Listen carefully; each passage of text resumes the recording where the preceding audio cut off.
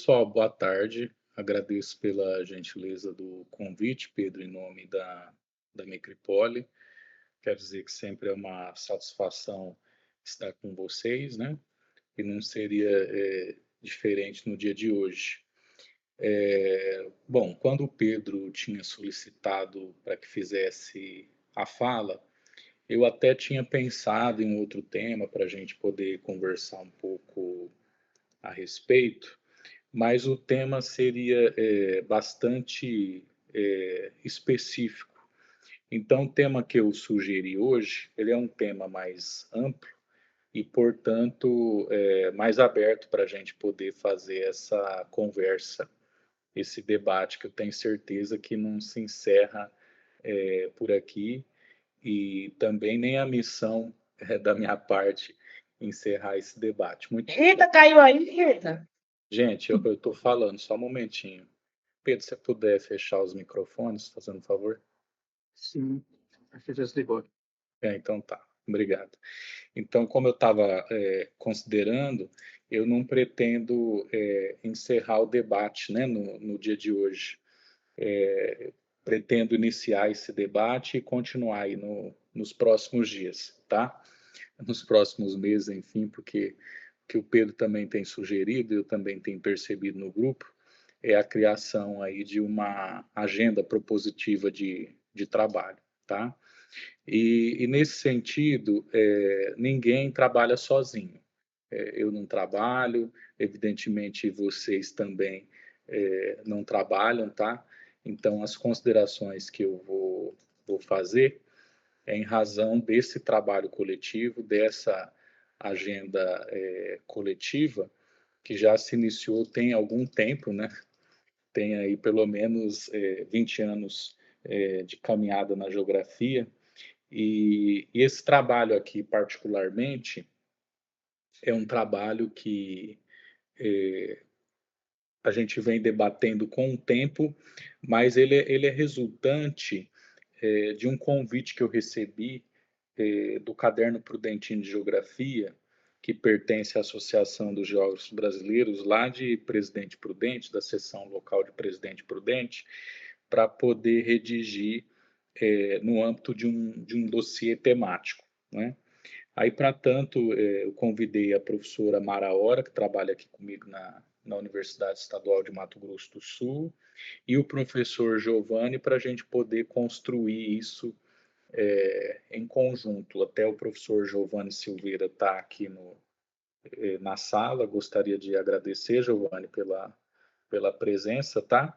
E dizer que, então, parte do que eu vou apresentar aqui, em especial os mapas, foram elaborados pelo professor Giovanni no contexto dessa discussão, tá? Então, o título da apresentação é Feições Atuais da Urbanização Brasileira a partir das cidades pequenas. Diante disso, quando se fala no tema da urbanização, a gente está se remetendo à ideia de processo, né? E esse processo ele é contínuo. Então, ao longo da história, dá para a gente compreender a cidade e esse processo de diferentes maneiras. Mas é claro que com o capitalismo, já dizia Lefebvre, entre tantos outros autores, a cidade se torna então um produto. Então, ela é um tempo materializado na sua forma espacial e, ao mesmo tempo, um produto e uma condição então da humanidade associada nesse recorte tempo-espacial do tempo presente à indústria e, mais notadamente, nos últimos anos, também a perspectiva de uma sociedade informacional. Então, ela é um produto diante da urbanização capitalista contemporânea. Lembrando, então, que a gente não tem um modo de produção, vamos dizer, uníssono, né? Ou único no mundo. Nós temos diferentes modos de produção. Então, essa exposição é feita a partir da compreensão do modo de produção econômico capitalista. E nessas condições, quando nós vamos analisar o território brasileiro, nós vamos observar, então, que um quarto, né, ou cerca aí de 25% da população brasileira reside em cidades pequenas. Essa afirmação ela é feita baseada num recorte demográfico que eu considero que seja inicial, mas não suficiente para a gente poder debater o tema, mas também necessário, que é o universo aí de municípios com até 50 mil habitantes. E aí nós temos alguns desafios para podermos pensar no território, porque ele não é um território homogêneo e nem seria dentro da produção econômica capitalista, né? E nesse sentido, então, nós temos dinâmicas de diversidade, dinâmicas de homogeneização no território, que vai implicar, então, em desafios analíticos para a gente poder compreender desde a economia, o emprego, a cobertura de internet, entre outras variáveis que são importantes e caras à compreensão da urbanização brasileira. Se eu partisse, então, das metrópoles, das grandes cidades, nós teríamos um desenho basicamente de arquitetura ou de formação socioespacial do território, indo na direção do litoral em relação ao interior, né? Então, a gente está partindo justamente de um esforço contrário, indo das dinâmicas do interior em relação ao litoral, né? E aí, nesses termos, nós temos o equivalente a uma urbanização brasileira de 87,4% da população vivendo em áreas urbanas, segundo o último censo demográfico, o que corresponderia a 4.913 cidades pequenas, sendo aí as sedes desses municípios, né? E a 45 milhões de pessoas, trazendo, logicamente, contradições em relação ao crescimento econômico desses diferentes centros, desigualdades, diferentes inserções na rede urbana em relação à centralidade, à periferia de alguns centros, ou até mesmo perda de centralidade de alguns centros com o advento do comércio eletrônico, né? E a perda de alguns papéis em algumas cidades pequenas especificamente, ou redução dos seus papéis, né? Comerciais, serviços, enfim. E aí, quando a gente analisa a distribuição percentual da população urbana do tamanho de cidade, de 1970 a 2022, nós vamos observar o seguinte, né? Que aquelas cidades com até 50 mil habitantes tiveram aí o que? Poucas variações ao longo do tempo, né? Algo aí de relativa estabilidade, com algum declínio, estabilidade, né? Diferentemente se a gente observa aqueles municípios, né? Que tem aí uma população de 100 a 500 mil habitantes que tiveram, então, uma elevação do percentual da sua população urbana ao longo do tempo. Então, o Giovanni está por aí, né? Esse mapa foi elaborado por ele. Quando a gente vai analisar, então, o mapa do território brasileiro a partir das pequenas cidades, né, com um quociente populacional de até 50 mil habitantes, nós vamos observar que elas são a maior parte do território brasileiro, né? Em especial aí nas áreas vinculadas mais às regiões interioranas e mais distantes das capitais, embora elas também sejam presentes em aglomerações urbanas, em regiões metropolitanas, mas com uma função na rede urbana mais arrefecida em relação ao centro de maior hierarquia, né, que exerce uma função do ponto de vista de polarização mais ampla, né?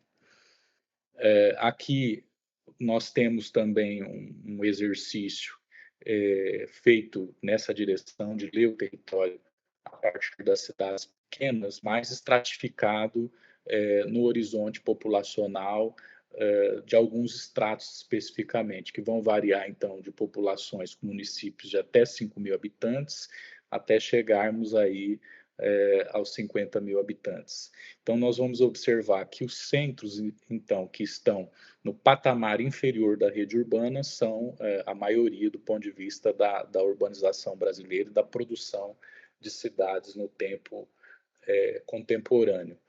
Isso traz reflexões, então, para a gente pensar nesse processo histórico da urbanização nacional, né? A partir, então, de uma urbanização desigual. E aí, como eu vinha trabalhando no tema da minha dissertação e também no livro Cidades Pequenas que eu produzi com o professor Eliseu, essa relação da urbanização ela é trazida também como um contraponto para a gente poder pensar o próprio desenvolvimento regional e o desenvolvimento nacional, então, a partir da perspectiva trotskista, né, que seria o desenvolvimento desigual e combinado, né? Então, essa urbanização ela vai combinando aspectos de modernidade e aspectos também relacionados a tempos pretéritos da produção da urbanização, no que diz respeito à incorporação da técnica e da tecnologia no território, que avança em espaços de rarefação, mas com um poder de lentidão e uma complexidade relacionada ao patamar inferior e não ao superior. Então, essa opacidade do território é como se houvesse também uma fragmentação do ponto de vista da comunicação, né? Então, a fragmentação não é somente socioespacial, ela também é comunicacional. Isso também é uma ideia que eu pretendo desenvolver aí com o passar do tempo para a gente poder compreender, então, os avanços das TICs, né, no território nacional. Aqui nós temos, a partir desse circuito de avanço, né, da economia nacional, e da modernização do território, que também é desigual e conservadora, como já dizia a Berta Becker, né, de alguns municípios que são exportadores, aí eu estou me referindo a cidades pequenas, especificamente sedes municipais, e também cidades que não exportam. Nós vamos observar o que salta aí ao olhar nosso, é que as cidades que estão vinculadas ao capital do agronegócio, da agroindústria, né, tem um potencial de exportação muito amplo no sentido, então, da leitura do interior dessa urbanização das cidades pequenas. Então, não dá para a gente compreender a cidade pequena sem relacionar nessa perspectiva o campo e, por extensão, dentro da ideia também daquilo que o Milton se propôs a entender o território a partir das chamadas cidades do campo ou cidades do agronegócio na concepção, né, da sua orientanda também, que vem participando das discussões da geografia, Denise Elias. E aí, dentro dessa concepção, na tentativa de ler o território, são apresentados esses 4 mapas que dizem respeito ao setor primário, ao setor secundário, ao setor terciário e ao total de vínculos empregatícios de todos esses pequenos centros de até 50 mil habitantes. Então, o que nós vamos observar? Que o setor primário, né, ele tem mais força, em especial na região centro-oeste e na chamada região concentrada, a participação de vínculos dos municípios em relação ao total absoluto e ao percentual ela é mais pulverizada, né? Também na chamada região do Matopiba e em menor expressão espacial na região norte do país. Já o setor secundário, nós vamos observar que a participação também no universo das cidades pequenas, ela vai se relacionar ao capital agroindustrial e também imediata relação com o setor primário dessas regiões já mencionadas, né? Quase que há uma ampla convergência no sentido dos dados, quando nós vamos analisar de forma mais particularizada, né? Já o setor terciário, que demanda, então, maior complexidade do ponto de vista da economia, nós vamos observar também ampla pulverização no território, como é o caso aí do Nordeste, também a chamada região concentrada. E quando a gente vai observar a região norte do país e o centro-oeste, nós vamos observar que nós também temos grandes municípios com extensões territoriais, né? Então, as redes urbanas dessas duas regiões especificamente, a qual eu mencionei, elas são gigantes do ponto de vista da extensão territorial, mas ao mesmo tempo rarefeitas do ponto de vista do circuito aí relacional condizente a esse setor da economia, mas também as próprias demandas do circuito informacional da economia. E aí o mapa síntese dessas três dimensões, se é que a gente poderia tratar assim dessa maneira, mas que diz respeito aos vínculos empregatícios, então, do setor formal, lembrando que o setor informal também colabora muito para a economia nacional, embora ele não seja computado, seja ocultado, enfim, a gente tenha poucos números disso, é esse último mapa, né, que também tem a cadência de tudo isso que eu já havia comunicado anteriormente, né? Mas e aí, enquanto as redes informacionais não participam, então, da rede urbana nacional, é óbvio que isso compõe a realidade nacional.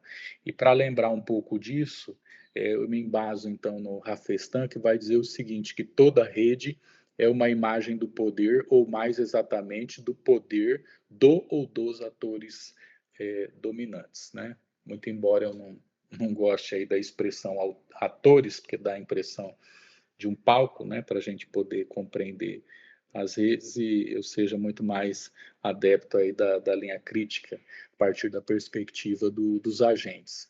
Esse mapa aqui todos já conhecem, né, dispensa aí maiores comentários, mas ele é herdeiro da tradição cristaleriana nacional, né, com base aí nos estudos de Kristaller e outros incrementos que foram feitos pelo IBGE ao longo do tempo, e que denota a rede urbana a partir da sua hierarquia, né, de interações socioespaciais, e aí a gente tem uma visualização dos grandes centros em detrimento das pequenas cidades, enfim, tem uma perspectiva comunicacional expressa nesse mapa, mas ela é basicamente unidirecional. E aí eu fico pensando, como que seria possível, então, a gente fazer uma expressão do contrário, né, desse mapa? Então, lendo as cidades pequenas em relação às metrópoles, às capitais regionais, enfim, seria um exercício daquilo que a gente pretende desdobrar numa próxima etapa, né? Então, nesse sentido, trago alguns desafios para a gente ler essa próxima etapa, mas que ainda não está conclusa, que é uma difusão seletiva do ponto de vista da rede urbana e dos padrões de concentração da internet, que vão me permitir, então, ler o território a partir das igualdades regionais, né, em que a região concentrada é a que possui a maior cobertura, mais de 80% do território da região concentrada, e aí especificamente no caminho das cidades pequenas, é atendido, então, né, do ponto de vista da difusão da internet. A região norte, as áreas rurais, são aquelas que vão apresentar baixa cobertura. Então, do ponto de vista da fragmentação socioespacial que eu tinha comentado com vocês anteriormente, e que faz parte, então, desse modelo de desenvolvimento desigual combinado, né, da urbanização brasileira, me faz, então, questionar se a gente também não teria uma ruptura, uma fragmentação ou uma barreira também do ponto de vista comunicacional entre esses diferentes centros. Então, a gente sairia da fragmentação socioespacial do ponto de vista do plano urbano intraurbano, para entendermos, então, a fragmentação numa escala também do território nacional, a partir dos elementos, então, que compõem as diferentes regiões do território brasileiro e da modernização conservadora que se limita a pequenos centros ou manchas focais, então, de densidade tecnológica, científica e informacional, também com contradições, porque São Paulo, que é a maior metrópole, né, do país, também apresenta suas contradições e espaços de lentidão e de rarefação também no tecido urbano, embora eles também sejam conectados do ponto de vista da sua relação, muitas vezes, periférica ou mesmo marginal, né? Então, as TICs alteram redes urbanas, mas reproduzem desigualdades. Aqui nós temos o mapa dos vínculos empregatícios relacionados às tecnologias de informação e comunicação, né, que estão presentes basicamente em quase toda a extensão territorial dos pequenos centros até 50 mil habitantes, mas também com algumas exceções, né? Se nós formos observar o território nacional, que não é uno, mas dá para a gente observar essas contradições, especial na região norte e também parte do Nordeste, enfim, outras manchas aí do território brasileiro, parte também do Centro-Oeste, mesmo na região concentrada, né, que nós também temos essas barreiras socioespaciais em relação ao avanço comunicacional e informacional. Mas isso, sem sombra de dúvidas, é mais evidente na região norte. Não é à toa que aquelas empresas que operam com oferta de banda larga via satélite, né, como é o caso da companhia que pertence ao Elon Musk, tem uma maior participação do ponto de vista do market share em relação ao mercado de atuação da internet da banda larga nesses locais, né? Em geral, também relacionada aí a comunidades tradicionais que muitas vezes estão isoladas do ponto de vista comunicacional, ou estavam, né, isoladas ou tinham dificuldades. E em relação também à cobertura da população 4G e 5G, nós também observamos um avanço, né, em relação a essas tecnologias, mas é evidente que nos espaços de concentração, aquelas cidades pequenas que estão inseridas, em especial no oeste de São Paulo e também norte do Paraná, parcelas aí também do Rio Grande do Sul, Santa Catarina, sul de Minas Gerais, também gozam de um acesso, vamos dizer, mais amplo do ponto de vista da sua cobertura, né? E no chamado litoral concentrado também aí da região Nordeste, a gente evidencia um pouco disso. Então, para não concluir, a gente deve reconhecer, então, que o tema das cidades pequenas é dinâmico e fundamental para a leitura da rede territorial brasileira a partir da urbanização. É claro que a gente também tem que avançar nessas discussões, e como eu falei para vocês, ela não é conclusa, a gente apresenta uma parte dessas discussões, porque a gente pretende avançar em direção a outras variáveis, para dizer então que a construção de políticas públicas mais justas e efetivas, alinhadas às realidades locais, poderiam então fortalecer as pequenas cidades e garantir o papel estratégico no contexto regional e nacional em relação à inserção que elas vão passar com o tempo a se inserir aí nas dinâmicas da economia informacional e também de um desenvolvimento que possa atender às necessidades locais.